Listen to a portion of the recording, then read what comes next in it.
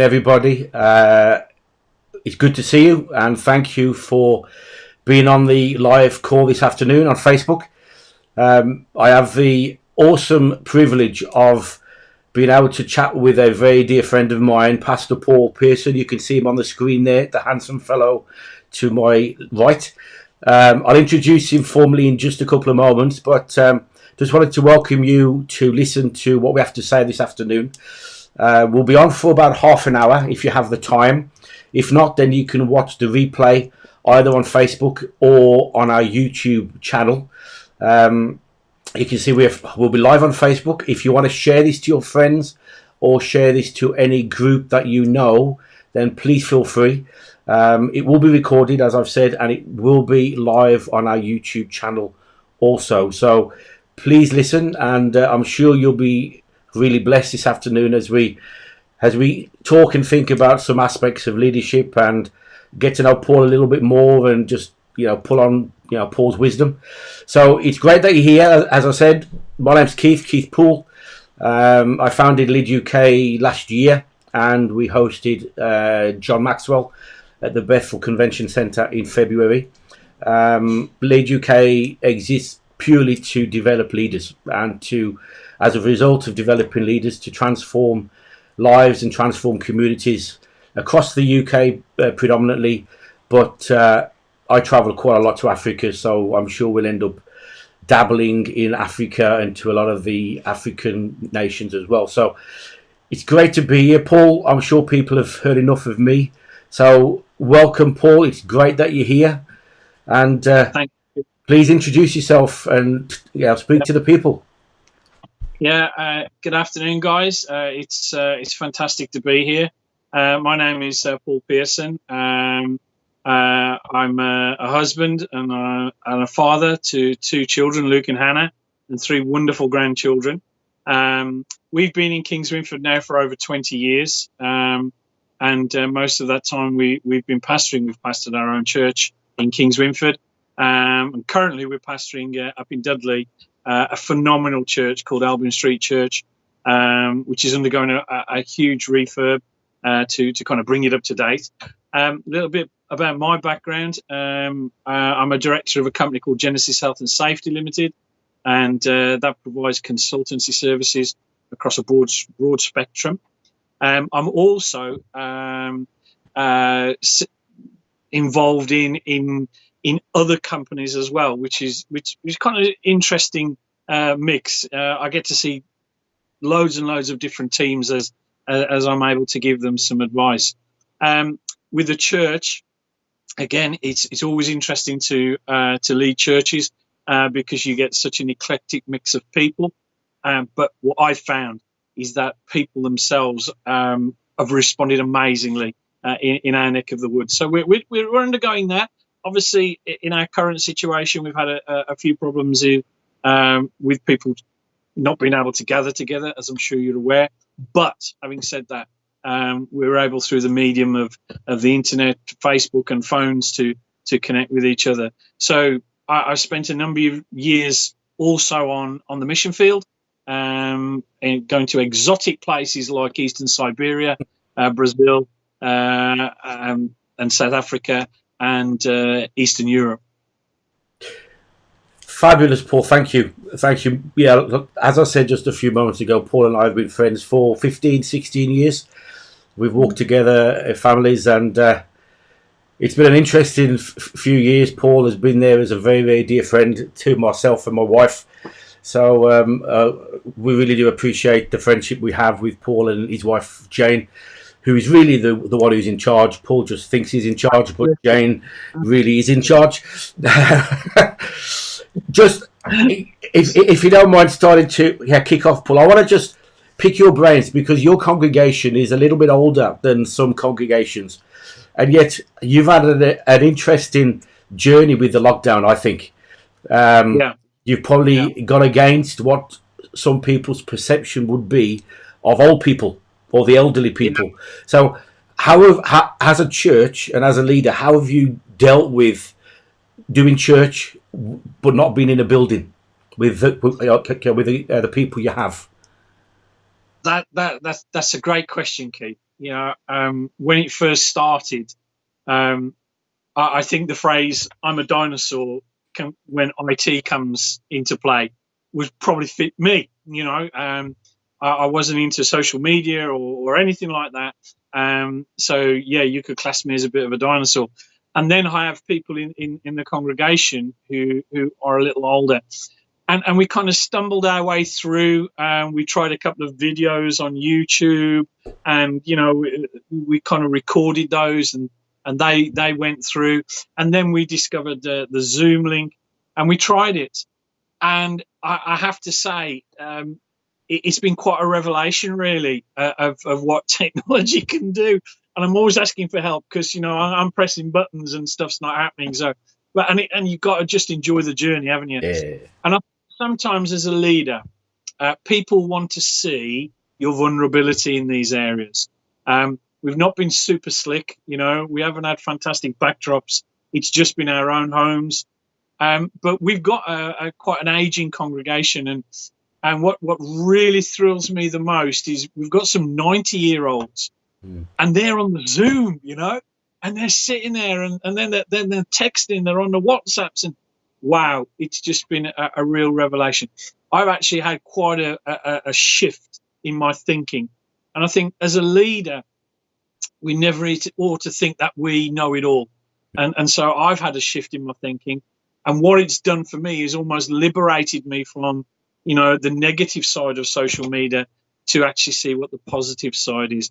And whilst I miss people, because both you and I, Keith, are people persons, it is about staying connected, and that has been great. Everybody looks forward to our Thursday night Bible study at 7:00, and then on Sunday at 10:30.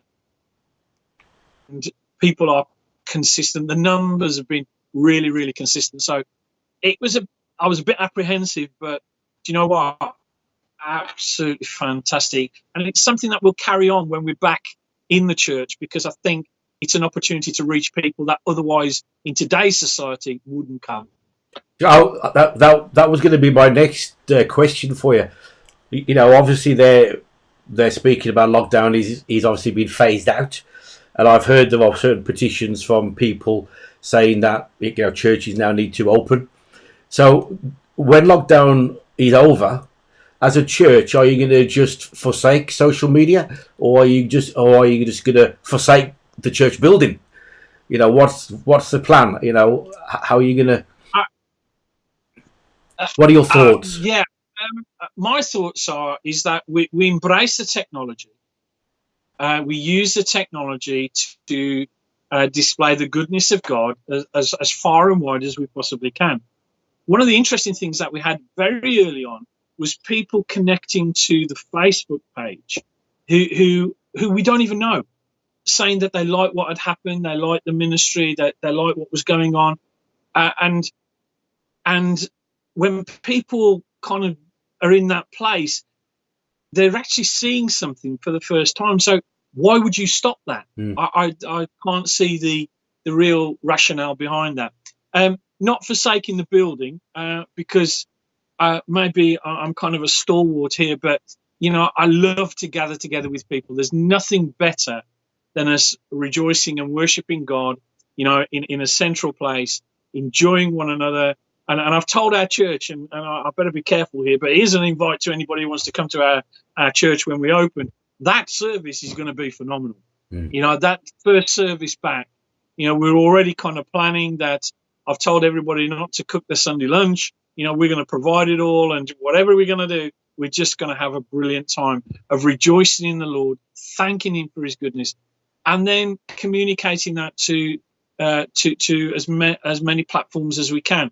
Not to say that we're any better than anybody else. We just want to rejoice in God's goodness, and I think we'll see people. I call it try before you buy. People are going to look at church and go, yeah, I like that, because it can be a bit daunting, can't it, sometimes, for people to come into church just off the hoof and just come in. But we're going to continue that medium on, and just have some great worship, have some great ministry, and let people see that God's glory in his people is there. Excellent. No, So we're going to.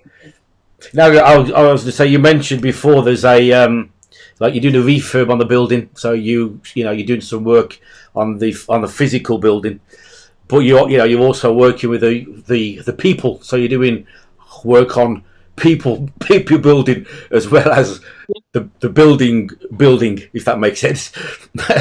So as a leader, then, because me, everything comes back to leaders. How have you found the lockdown season? Obviously, it's very weird. It's I don't like to use the word unprecedented. It's an overused word, but I've just used it. But but like, how have you never have thought this type of thing was going to happen, would you? Because it had never happened. So as a leader, what have been your high points and what have been your low points over the last, say, 9 or 10 weeks? Wow, have we got enough time? the, some of the low points, I'll deal with it from Yeah, that first. I think the low point is the physicality of not being able to meet after years of coming together.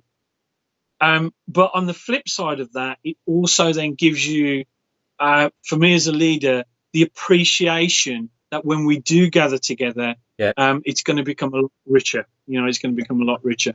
Some of the high points really have been, for me personally, has been the learning journey we've been on to discover that people can connect. People are using it for a platform to encourage each other.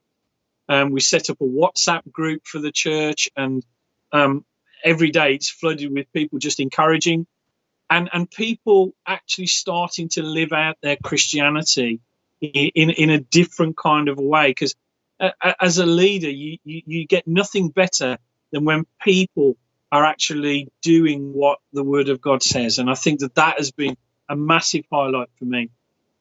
Personally, I've had a lot of time to do a lot of reflection, a time to do a lot of thinking, some DIY, and just spend time with Jane, and we've had nearly 10, 11 weeks together now. And during that period of time, I've been one of the strange things that's happened to me is my body clock hasn't changed. So we still get up at at 5:45 every morning, where I would be shooting out to work, but I'm not now. I'm actually sitting down with my Bible, spending some time in some devotionals, doing some more reading, because all great leaders are readers, yeah. and the more reading we do, the more we learn, and then we read again. And so that's been really good for me, because I love reading. So what's been one of the books? What's been one of the books you've read? Or one of the better books you've read? Currently, I'm reading. I split it into two. Okay. I have the books where I want to feed myself with. So I'm just revisiting some of my Maxwell stuff. I'm also reading, surprisingly, a book by a guy called John Bevere. Yeah, It's called The Fear of the Lord, yeah, and it's really, really interesting how he recounts some of the principles that the church may well have lost. So that's really good at yeah. this moment in time. I've also got I've got my daily devotional with Charles Haddon Spurgeon. So that's on the go. I'm into Smith Wigglesworth in the Holy Spirit, so that's on the go. So I've got about 3 or 4 books all on the go at the same time. Yeah. And I've got lined up the ones that are next as a leader that I need to sharpen myself in. So Yeah. a lot of it is centered around John Maxwell, who I had the privilege of meeting at the event recently, and just incredible wisdom, and with that comes the opportunity to learn some nuggets. One of his books that has a couple really that have really impacted me over my time, the 21 Irrefutable Laws of Leadership. You read it and you go, okay, let's go back, read it again, learn it again. Oh, I didn't see that, learn it again. And and one that really impacted me was Thinking for a Change. Mm. That's probably an old title there, but I still think it's a brilliant title, because people need to think for a change. Yeah, one of those. So Yeah. there's lots really going on in terms of the read. I also read some fictional books as well, because Okay. sometimes just to empty my mind. Yeah. And I've got a couple of authors that I really enjoy. So, do you enjoy? Clive Cussler, he's an adventure writer, and Lee Childs, who's an adventure Oh writer. yeah, I've heard of it. Um, Yeah. yeah, so it's just times when I just need some downtime. I'll just get myself into a novel, take a lot of thinking about, just anticipation, Yeah, yeah. and that's really good. Fabulous, That's really man. good. No, I'm sure some people out there think, reading a fictional book is wrong, but now, like you say, it's good to it's good for to get to learn the English language for start. My wife says that. My wife reads tons of books, Yeah. 10 times more books than I have ever read. And she said, even from the point of helping you learn English and helping you write English, and your imagination and the creativity and all that type of thing. It's good for it's good for your mind and obviously for downtime as well. Oh, well, that's wonderful. I just say, Yeah, sorry to interrupt. I just say also that sometimes you're reading a fictional story, and yet I begin to see you know, common threads through that. So, like, I'll see good versus evil. I'll see, right versus wrong, and you see those common threads even in fictional writings. And sometimes they're just a great story, and you can enjoy it. And I think God has given us that ability to, for people to be creative, and also for people to enjoy that creativity as well. yeah, no, that's fabulous. So going forward after lockdown, then what are your plans? You've had, well, I wouldn't quite say you've had 10 weeks holiday because I know you. You've had you live at a 100 mile an hour pace a lot of the time. So what's the future? What's after lockdown looking like? And obviously we don't quite know when lockdown's going to fully end. So that's an interesting one. But to say sort of like from August ish onwards, what's the future looking like for you? How things have Personally, changed? Yeah, the 100 mile an hour is I'm dropping down a few gears, just so I can get some better quality time, because I share this with everyone. The one commodity we all have is time, yeah, and if we use our time efficiently and wisely, we'll get a return on that. And whilst you can run and run and run, at 100 miles an hour, at some point you have to stop.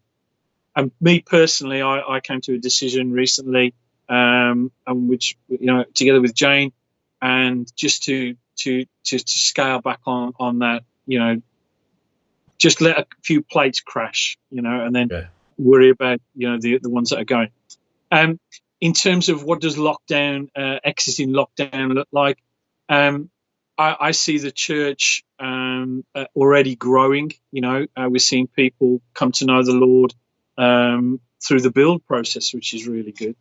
But also to reignite some of the ministries that the church was already into when we came alongside it. And but do those things with a greater appreciation now of the value of the ministry. From a leadership point of view, I've got a heart to train men and women. With some of the experiences from yourself and from me, are the lessons that we've learned of how not to do things. yeah, And we have to really encourage the generation we're in, because the generation we are in will reflect on the generation to come. And so if we can be faithful in our generation now to lead and to train and to encourage and influence in a positive way, that they will come through with some great seed. One of the saddest verses in the Bible, if I may quote that, as it was in the book of Judges, that the word of the Lord was rare in those days, and people didn't know.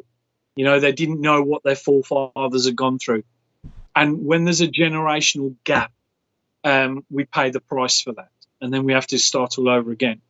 But the most important thing for me when we're coming out of lockdown is that the church is regularly meeting. I think church will be done in a different way. I think there'll be a greater appreciation of the fact that we were prohibited, quite rightly, from gathering together en masse, but now we can come back.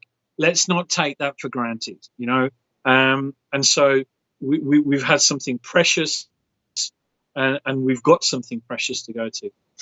The other thing is to I see a period of time where in our training through Lead UK and through other associations is to bring leaders in and give them the best quality training that we could possibly give. If at the end of the day they come to a seminar that's put on, we will see fruit from that seminar. I know personally when I went to the John Maxwell event way back when, that after years of reading and actually working out the leadership role, I learned so much on that day. I was scribbling and taking notes and highlighting and doing as much as I could with a greater intensity. And we need to instill that leadership is not just about the impartation of knowledge, but it's a change of thinking, a change of heart, and a change of life. And I want to communicate that in the days ahead. That's good. Two things that I'll pick up on there. You mentioned about, obviously, you mentioned before about the social media, and yet meeting back in the building. What would you say to some of the people? Because I've heard this said by quite a few people now. Oh, since the lockdown, we can watch church online, which is great. We don't ever have to go back to church again now. That's the hot potato in a lot of places. What would you say to those people who say, you know what, I'm never going back to church again. I'm just going to watch everything online? I would say very simple. And don't get me wrong, I'm a convert to the online church. I would say this: you cannot beat gathering together with other believers. And people say, well, we're gathering online. No, you're not. That's just a visual image. There's something, Jesus gathered his disciples around him. He drew them aside. There was fellowship. There was, and it's an old-fashioned word, isn't it? But that there was a koinonia. They were in it together. There was that moment when people just need to be with people.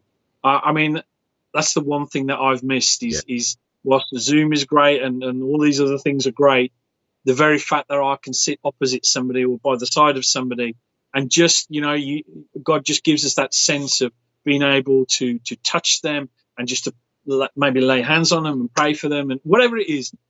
You can't do that over a virtual platform. And please, I don't want to be misunderstood. The platform is there and it's doing a fantastic job. It's a way of enunciation, but the physicality, for example, the wise men, at the birth of Christ, they saw the star, they had a visual, but then they had to come to a physical. And I'd say that the church needs to gather together in a physical sense and not just a visual. Now, for some people, they may be physically restricted from being able to gather together. And this is where we could say that Zoom is, and I keep saying Zoom, but, whatever media platform, social media platform they can get to, we do need to gather together. I think that there is a unity and a fellowship. Throughout the Bible, you read that God's people gathered together. They gathered together. They gathered together. So let's not abandon that, and let's take a step of just worshiping together. Because I don't know about you, but if you've heard my voice on Zoom, it's not the most angelic of things. You know what I'm saying? But when my voice gets lost when I'm all together and the whole church is worshiping and so on and so forth. So. Yeah, so I'd say Hebrews tells us, doesn't it? Neglect not the gathering together, as you see the day approaching, and it's a well quoted verse. But at the same time, I now appreciate that the media can do something for us as well. Yeah, most definitely. It's no different to going to a sports match. No, In a way, you go to a football game and there's one thing watching it on TV, and it's nice you got a drink and you got a bag of crisps or something watching the football game, but there's something different being there. Being with like 20,000 people or 30,000, whoever you support, or 1,000 I people, it's a different feeling, different atmosphere. sure. There's something electric about being with that, with people who support the same thing. I was a number of years ago. I was blessed enough to go to the Formula One Grand Prix at Silverstone, and I had a 3-day weekend pass. And I've watched it on the TV, and I got excited about it. But when I was sitting in, it was called Stowe Corner, which is right at the bottom of a long straight, and I heard the Formula One cars coming round. It was spine tingling. It just, wow, the noise was amazing, and you would never get that in a virtual world. Yeah. There was that physicality and that physical experience. Yeah, definitely.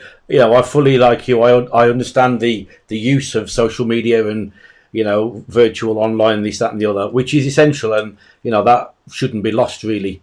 For some of the people who can't get there, or for whatever reason, it's recorded and rewatched and things like that.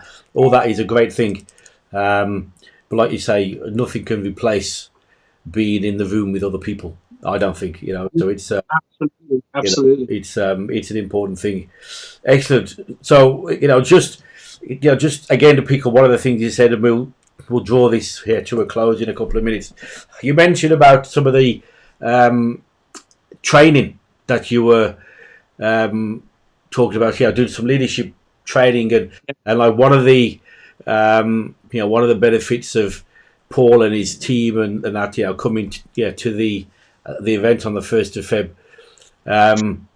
Lead UK are going to work with Albion Street, and Albion Street are going to work with us. Partner together. That's probably the best word to use. And then pool resources to look at training leaders locally, nationally, around the UK, and there's a lot of things developing with different groupings of people, different denominations, in fact, different ages, and different positions within the denomination. So it'll be a phenomenal opportunity really to use the facilities at Albion Street, to pull on yourself, to work with you, and to do that. So if anybody is interested in or if you want to have a conversation about leadership and that sort of thing, there are two ways you could do it. My email is Keith Poole, as it's written my name, Keith Poole at sky.com, or you can go on the Lead UK Facebook page, or you could contact Paul. Paul's got his own Facebook page, and he's also Albion Street Church. He's also on Facebook from where Paul pastors. So if you want to get in touch with Paul, then either look for his face, find his name on Facebook, and you can't miss a face like that. No, sorry, that's a joke. You can't. Paul knows we will. Look for Paul's name, identify the face, or just go to Albion Street Church, and then you'll be able to find the Facebook page there. Like the Facebook page, send a message. The message will come through to Paul, and then Paul could speak to you about potential, leadership, training. So it's either through me, Lead UK, Keith Poole at sky.com, or going through. I've just seen on there actually Paul James Mack has just popped online. So So hello James, hello Jim. He'll know Paul and myself. So if you want to get in touch with either of us about either coming to events that we will look to start to put together after lockdown, or even if you want us to come to your organisation, your church, where we can do any bespoke training for your needs, for your situation, please do give us a call, link with us, message us, all that type of stuff, and we can have a conversation about what that looks like for you. So, Paul, just before we close, is there any gems of wisdom you want to just give to the people for free? Yeah. Yeah. I put a post up on Facebook, which again is a new thing for me. I've just found out how to do it, and it was this. You know, the only limitation on your life is the people that are in your circle of influence, and if they don't inspire you, you need to start to think for a change, and never be scared of change. Change is the only constant that we have in life. And so we need to just continually appraise, continually step out, encourage those that want to be encouraged. You know, another gentleman by the name of Jim Rohn, who's somebody who's I've listened to quite a lot, an incredibly wise and godly man, has gone home to be with the Lord. But here's the thing. He said, you know, if we spend 93% of our time with people that don't add any value, we will get a very small return. But you know, sometimes when we spend our time with that 7%, we get exponentially return on our investment. And so business leadership, you know, church leadership, it doesn't matter in what context. Lead UK and Albion Street Church are we're going to partner together to bring you the very best that we can. We're going to have some fun. Leadership should be fun, as well as going through the trials and the tribulations. That's my wisdom for today. Thank you very much. Pleasure. Just one extra thing. We will be looking, we are just in talks with some people about doing some online training online. So there'll be resources made available on the website for that. We've had a lot of people from Europe and Africa who've asked for training online. So eventually we managed to get, you know, pool resources with people who can do this. Paul says he's a technology or a techie dinosaur. On that basis, I'm his right hand man. So between the two of us, we've had to get somebody who can help do that. But online training will be coming. So, yep. Guys, we'll end the broadcast for today. Paul, my friend, it's great that you've been here. Thank you for talking with me. This is just the first. We know that we're going to do loads of over the weeks and months. Guys, for those who've been watching, and I've been watching the people's names, Ada from Albania, Paul, has just popped on, you know, Sabri and Ada. So she just popped on and said hello to you. So Paul went there on mission some years ago, and I was there last year. So it's amazing who you can contact by doing stuff online, hey? Can I just say this if I'm still online? Yeah, today, we are. We're still there. Albania. Shumë faleminderit, Zoti të bekov. There we go. No idea what you just said, but it sounded great. Paul, thank you for your time. For those who've been on the call, that I've been watching people who've been online and seeing what we've been doing, thank you for your time. Like I've said, it'll be uploaded to YouTube in a few moments. It's live there as it stands and live on Facebook. Share it, rewatch it, share it with your friends. And guys, thank you so much for being online. Appreciate you. We'll be back shortly. And yeah, for today, God bless you all. Bye. God bless. Paul. Take care.